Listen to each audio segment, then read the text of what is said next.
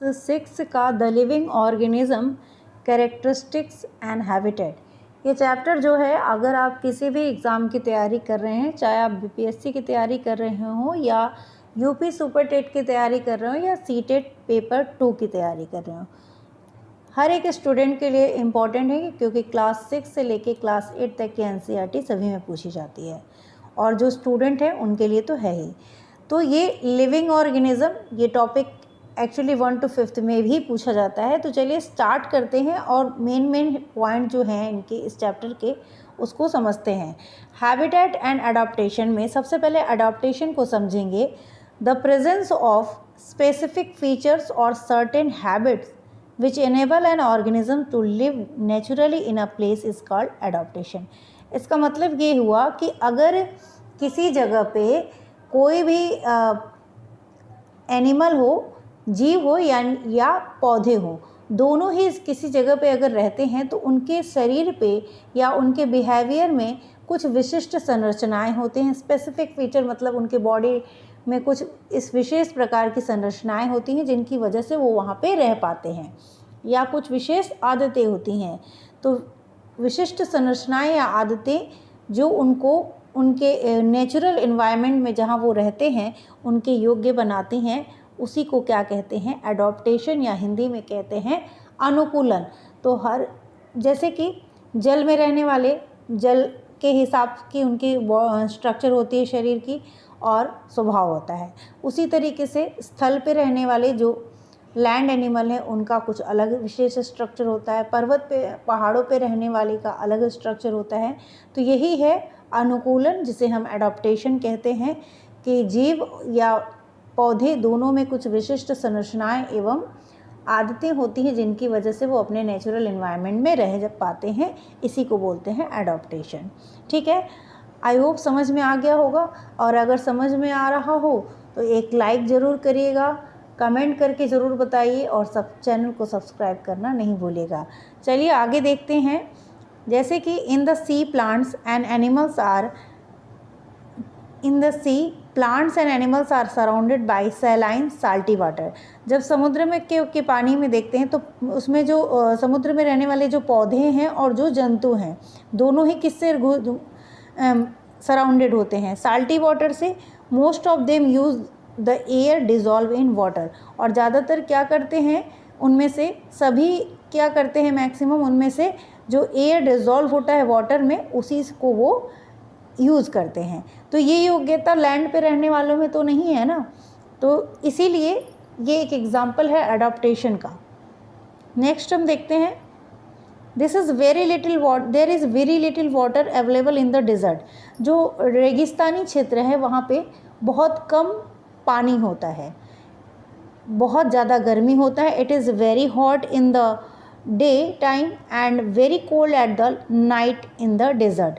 और दिन के समय बहुत ज़्यादा गर्मी होती है, रात के समय बहुत ज़्यादा ठंडी होती है। तो इस तरीके का एटमॉस्फेयर जो बियर कह पाएंगे, सह पाएंगे, वही तो वहाँ पे सरवाइव कर पाएंगे। तो जिनमें ये होगी वो यानी उस नेचर को क्या कर चुके हैं, वो अडॉप्ट कर चुके हैं, और जो वहाँ पे रह पा रहे हैं वो अडॉप्टेशन वहाँ के वो रहने के योग्य हो गए हैं, यानी अनुकूलन उनमें आ गया है। तो जैसे कि हमारा डेजर्ट एनिमल कौन सा होता है? कैमल। कैमल क्या है? हमारा डेजर्ट एनिमल है। तो ये हो गया था। Sea and desert are very different surrounding and we find very different kinds of plants and animal in these two regions like camel and fish.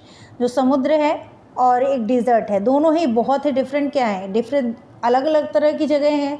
समुद्र है, एक दूसरा रेगिस्तान है, और इसमें जो जीव पाए जाते हैं वो भी क्या होते हैं, अलग अलग तरीके के होते हैं। जैसे कि फ़िश कहाँ पाई जाती है, तो वो होती है पानी में या समुद्र में। कैमल कहाँ होता है? डेजर्ट में। तो जो जहाँ पे रहने के अनुकूल होता है, यानी अडॉप्टेशन जिसके में बॉडी में होती है, वही वहाँ पे रह पाता है। कैमल का बॉडी स्ट्रक्चर किस तरीके का है? देखिए, कैमल को कहाँ रहना है? डिज़र्ट में रहना है। तो उसके the body structure of camel help it to survive in desert condition. जैसे कि उसके बॉडी स्ट्रक्चर इस तरीके के होते हैं कि वो डिज़र्ट एरिया में आराम से रह पाता है। Camel have a long leg, लंबी टांगें होती हैं जो उसको which help to keep their bodies away from the heat of the sun. यहाँ पे सन है, लंबी टांगों की वजह से हीट से क्या होती है, वो दूर रह पाता है, उसकी बॉडी जो होती है वो हीट से थोड़ी डिस्टेंस मेंटेन करती है। ठीक है, नेक्स्ट हम देखते हैं, they excrete a small amount of urine, their dung is dry and they do not sweat। पानी की कमी है वहाँ पे, तो उसका यूरिन भी बहुत कम निकलता है, मतलब ऊँट जो होता है, कैमल जो होता है, उसके यूरिन भी बहुत कम निकलता है, उसका डंग जो होता है वो भी बहुत सूखा होता है और वो बहुत ज़्यादा पसीना नहीं करते हैं, जिससे पानी की कमी उनके अंदर हो जाए। तो इस तरीके से वहाँ पे डिज़र्ट में रहने के लिए ये अडॉप्टेड हैं, इनके फीचर्स जो हैं उनको हेल्प करते हैं वहाँ की सराउंडिंग में रहने के लिए, सरवाइव करने के लिए। ठीक है,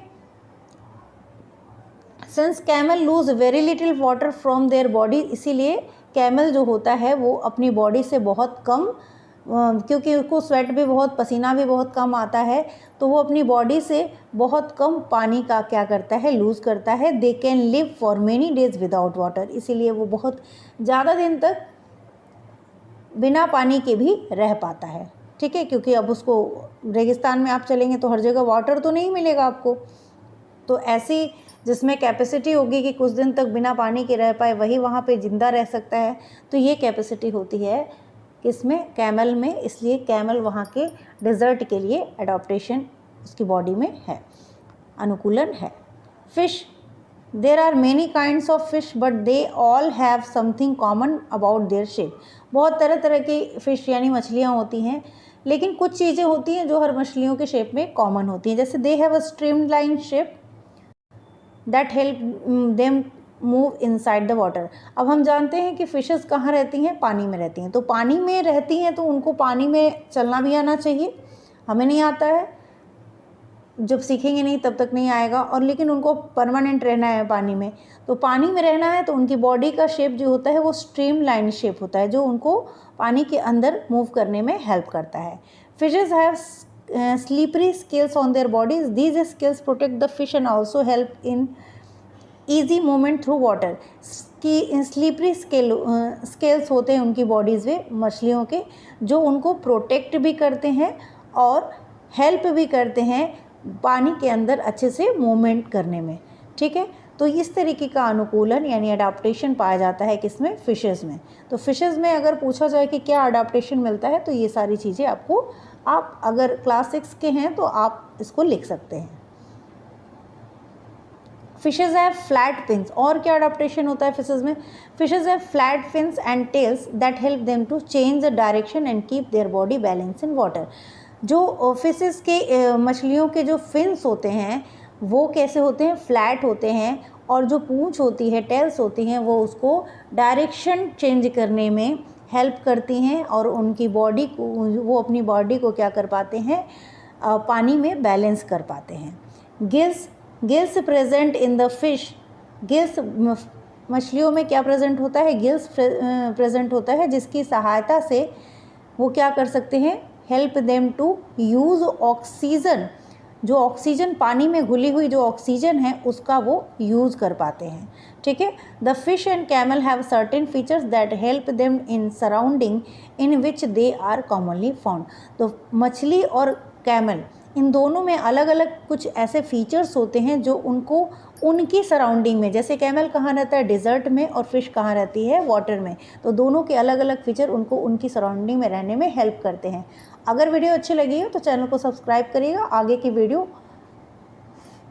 आगे देखेंगे। आज बस यहीं तक, इसके आगे अगर अच्छा लगेगा आप लोगों को तो आगे की क्लासेस हम लेंगे। Thank you.